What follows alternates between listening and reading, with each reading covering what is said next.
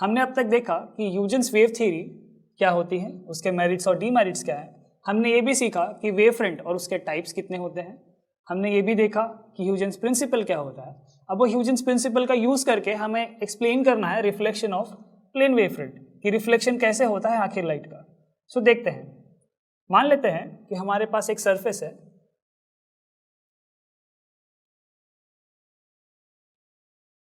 और उस सरफेस पर कुछ ऐसे लाइंस ड्रॉ करेंगे जो ये दिखाती है कि ये जो सरफेस है ये ओपेक सरफेस है। अब हम मानते हैं कि यहाँ से एक रे ऑफ लाइट ट्रैवल हो रही है जो सरफेस पर कुछ इस तरह से इंसिडेंट होती है।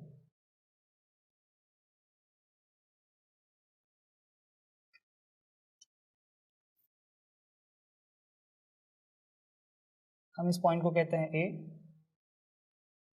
और ये जो है यह हमारा है incident ray, we call it as incident ray. अच्छा, अब मैं इसके पैरेलल में एक और रे ड्रॉ करता हूँ। ये जो रे हमने ड्रॉ किया ये एग्जैक्टली पैरेलल होगा नीचे वाले रे को, और ये कहीं तो सरफेस को टच करता है पॉइंट सी पर, मान लेते हैं यहाँ पर। पॉइंट को हमने नाम दिया पॉइंट सी। अब हमें पता है कि रे ऑफ लाइट को हम लोग एक और नाम से जानते हैं, we call it as wave normal. और हमें ये भी पता है कि अगर मैं पॉइंट ए से इस रे ऑफ लाइट पे, जिसे हम वेव नॉर्मल कहते हैं, अगर मैं यहाँ से एक परपेंडिकुलर ड्रॉ कर दूँ और इस परपेंडिकुलर के पॉइंट को नाम हम लोग अगर दे दे बी, सो ये जो ए बी हमने अभी भी ड्रॉ किया है ये बन जाएगा एक वेव फ्रंट। और हमें पता है कि पैरेलल रेज हमें एक ही टाइप का वेव फ्रंट दे सकती है, वो है plane wave front. So let's see, अब ये जो ए बी है इसके पहले एक वेव फ्रंट रहा होगा जिसने इस ए बी को प्रोड्यूस किया, हम उसको नाम देते हैं A1 B1। इसके पहले भी एक वेव फ्रंट रहा होगा, हम उसे नाम देते हैं A2 B2, और उससे भी पहले कुछ वेव फ्रंट्स रहे होंगे, और हम ऐसे ही बहुत सारे नाम दे सकते हैं, बट फिलहाल के लिए हमें उसकी ज़रूरत नहीं है। अच्छा, हमें पता है कि वेव फ्रंट के सारे पॉइंट्स जो हैं वो सेम टाइम में लाइट रिसीव करते हैं, यानी पॉइंट ए और पॉइंट बी जो कि हम कह रहे हैं कि वेव फ्रंट पे है, वो सेम टाइम में लाइट रिसीव करेंगे। अब ये पॉइंट ए और बी ने साथ में लाइट रिसीव किया, लेकिन ए से आगे अब लाइट ट्रैवल नहीं कर सकती, लेकिन बी से आगे ट्रैवल कर सकती है। सो जब तक ये पॉइंट बी से सी तक लाइट ट्रैवल करेगा, ये पॉइंट ए एक पॉइंट सोर्स की तरह बिहेव करेगा, यानी कि ये अपना एक वेव फ्रंट क्रिएट करेगा, ये अपना एक स्फेरिकल वेव फ्रंट क्रिएट करेगा। लेकिन थोड़ा सा एक प्रॉब्लम है कि उसकी जो बैक साइड है, अगर आप ये वाला पोर्शन देखें तो यहाँ पे लाइट ट्रैवल नहीं कर सकती, यानी कि हमारे पास सिर्फ फ्रंट पोर्शन होगा और उसे हम कहते हैं वेवलेट। अच्छा, मान लेते हैं कि बी से सी तक ट्रैवल होने के लिए लाइट को टाइम लगा t, तो हमें पता है कि स्पीड ऑफ लाइट और इन जनरल स्पीड को हम लिखते हैं डिस्टेंस अपॉन टाइम। सो अगर मैं डिस्टेंस फाइंड करना चाहूँ बी टू सी का टाइम t में, सो मुझे पता चलेगा कि डिस्टेंस जो है वो है c मल्टीप्लाइड बाय t। सो ये डिस्टेंस को हम लिख देते हैं ct। अच्छा, हमें पता है ह्यूजेंस प्रिंसिपल के पॉइंट। ह्यूजेंस प्रिंसिपल कहता है that all the points on the wave front become secondary source of light. वो हमें दिख रहा है कि पॉइंट ए जो है हमारा सेकेंडरी सोर्स बन गया। Secondary sources of light emit wavelet, यानी कि पॉइंट ए वेवलेट एमिट करने वाला है। अब हमें ये भी पता है कि उस वेवलेट का जो रेडियस है वो एग्जैक्टली किसके इक्वल होगा, ct के, क्योंकि जब तक b से c तक ट्रैवल कर रहा है लाइट, तब तक a अपना वेव फ्रंट एक्सपांड करेगा या फिर अपना वेवलेट एक्सपांड करेगा। सो लेट्स से कि हमने b टू c का डिस्टेंस लिया, और ये b टू c का जो डिस्टेंस है, ये डिस्टेंस लेकर हम एक आर्क ड्रॉ करते हैं। सो मान लेते हैं कि हमने एक आर्क ड्रॉ किया।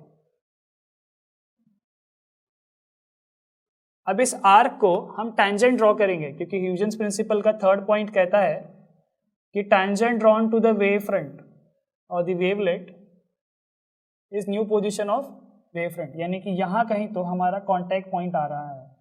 तो अगर आप इस पॉइंट को नाम दे दें डी, और अगर मैं इस पॉइंट को ए से ज्वाइन कर दूं और इसको एक्सटेंड कर दें हम, तो आपको दिखेगा कि ये जो यहाँ से रे आ रही थी पॉइंट ए पर मीट हुई, और यहाँ से अब ये रे जुड़ जा रही है, यानी कि हमने इस रे ऑफ लाइट का रिफ्लेक्शन करवा दिया है। अच्छा, यह एंगल जो है ये 90 होगा। कैसे?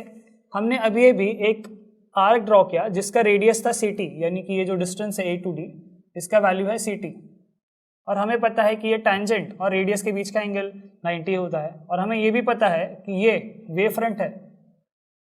क्या ना इसे रिफ्लेक्टेड वेव फ्रंट? यस, क्योंकि ये जो वेव फ्रंट थी, ये वेव फ्रंट इंसिडेंट हो रही थी, तो हम लोग a1 b1 या फिर a2 b2 या फिर ab को हम कह सकते हैं इंसिडेंट वेव फ्रंट। और ये जो वेव फ्रंट है जो सरफेस से दूर जा रही है, जो रिफ्लेक्ट हो गई है, हम उसे कहते हैं रिफ्लेक्टेड वेव फ्रंट। अभी इसके पैरेलल में हम लोग C से एक रे ड्रॉ करते हैं। क्यों हमने ये पैरेलल रे ड्रॉ किया? क्योंकि हमारे पास 2 रे इंसिडेंट हो रही थी, तो 2 रे रिफ्लेक्ट भी होनी चाहिए।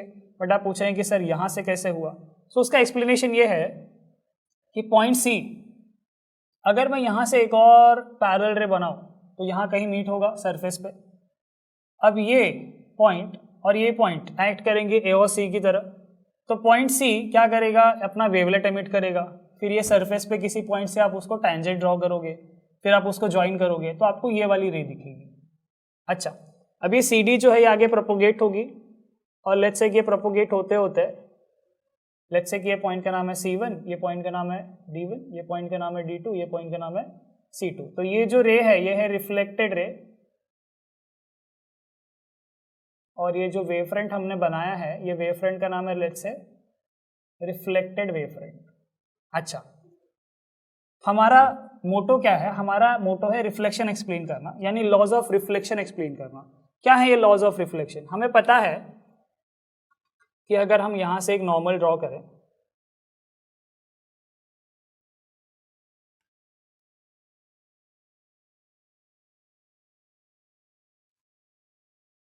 तो यह एंगल जो है ये हमारा नॉर्मल है,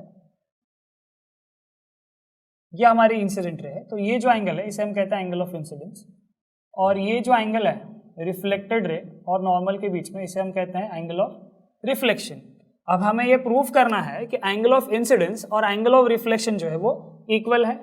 दूसरा, इंसिडेंट रे और रिफ्लेक्टेड रे डायग्राम में अगर आप देखें तो नॉर्मल के अपोजिट साइड्स में है, ये भी एक लॉ ऑफ रिफ्लेक्शन है। इंसिडेंट रे, नॉर्मल और रिफ्लेक्टेड रे सेम प्लेन में है। अगर आपने ये ड्रॉ किया हुआ है अपने बुक में तो आप ऑब्जर्व करेंगे कि आपने एक प्लेन पे ड्रॉ किया हुआ है, यानी ये सारे के सारे सेम प्लेन पे हैं। अच्छा, हम इसका एक्सप्लेनेशन कैसे लिखेंगे? इसका कंस्ट्रक्शन कैसे लिखेंगे? कंस्ट्रक्शन कैसे लिखना है हमें? कंस्ट्रक्शन में हम मेंशन करेंगे कुछ पॉइंट्स। क्या है वो पॉइंट्स? सबसे पहले हमने कंसिडर किया कि AB is incident wave front. फिर हमने कहा कि light takes t second, light जो है उसको t सेकेंड्स लग रहे हैं ट्रैवल करने के लिए B to C तक। Light take t second to travel from B to C। और अगर आप याद करें तो हमने कहा था कि डिस्टेंस B to C या फिर length of B to C का आंसर है CT, जो हमने यहाँ पर दिखाया था। अच्छा, उसके बाद हम लिख सकते हैं इन t सेकेंड, ये A जो पॉइंट है जिसने लाइट रिसीव किया था, A develops spherical wavefront, develops a spherical wavefront and emit a wavelet। एक वेवलेट डेवलप करेगा और वो एमिट करेगा। अब उसकी जो रेडियस है वो रेडियस का वैल्यू होगा CT। कैसे? अभी आपने अगर डायग्राम में देखा हो तो B to C का डिस्टेंस हमने लिया था और इसी को रेडियस लेके हमने ये आर्क ड्रॉ किया था। अच्छा, point number 4, we draw arc of radius CT। Arc of radius CT कहाँ से ड्रॉ किया हमने? पॉइंट A से, सो फ्रॉम A। अच्छा, उसके बाद हमने लास्ट स्टेप क्या किया? हमने ड्रॉ किया tangent. So tangent to arc, tangent to arc is reflected wave front. हमें दिख रहा है कि जो वेव फ्रंट है CD वो रिफ्लेक्ट हो गई है। अच्छा, हमें अभी प्रूफ करना बाकी है कि ये जो आई है वो आर के इक्वल है। कैसे प्रूफ करेंगे? अगर आप ध्यान से देखें तो ये नॉर्मल और ये सरफेस के बीच का एंगल 90 होता है, उसमें से ये इतना पार्ट जो है ये 90 अगर आप सबट्रैक्ट करें आई में से तो आपको ये वाला वैल्यू मिलेगा। ये वैल्यू को लेट्स से हम लोग लिखते हैं 90 minus I, let's call it as 90 minus I.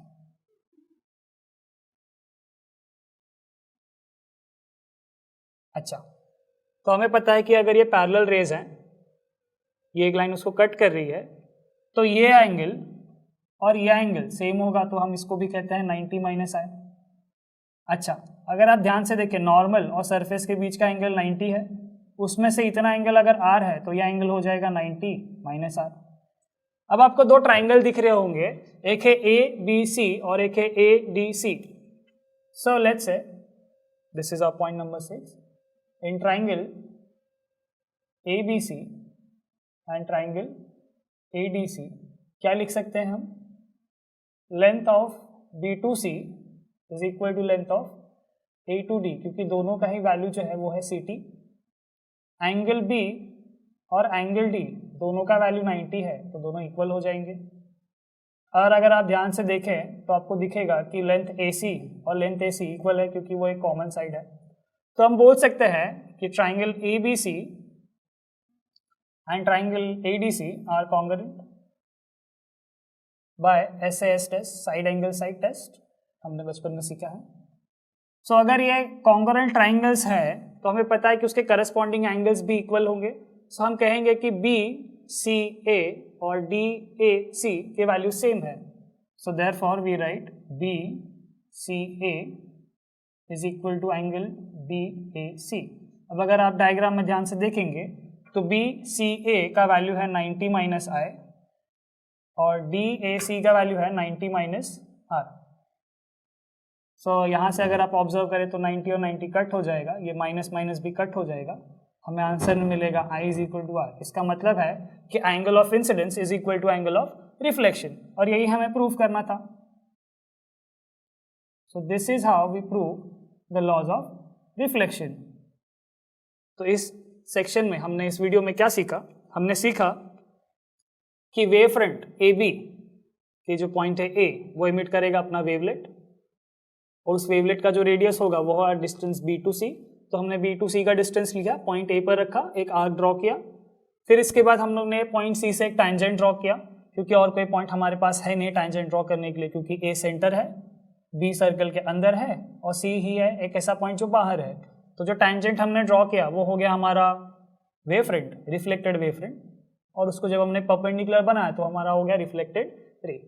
So I hope आपको ये समझ में आया reflection of plane wave front using Huygens principle. Thank you.